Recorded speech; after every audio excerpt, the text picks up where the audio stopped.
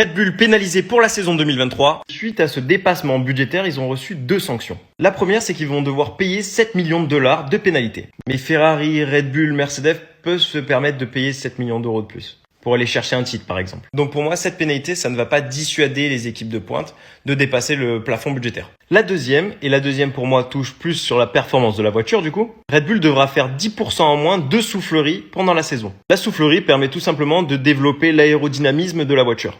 Red Bull, eux, disent que c'est une sanction énorme, que ça correspond à peu près à 5 dixièmes de seconde, alors que Mercedes, eux, disent que c'est rien du tout, que ça correspond à 1, maximum 2 dixièmes. Je pense quand même que Mercedes est plus proche de la vérité. On verra en 2023 si Max Verstappen et Red Bull seront toujours dans le coup ou pas. Ça laissera quand même un peu plus de chance à Hamilton d'avoir son 8e titre. Par contre, si la Red Bull est aussi vite malgré les pénalités, je pense que ça incitera les autres écuries à dépasser ce plafond budgétaire. Et donc ça sera l'anarchie, Mino. Et vous en pensez quoi de la pénalité? Trop dur ou pas assez dur justement?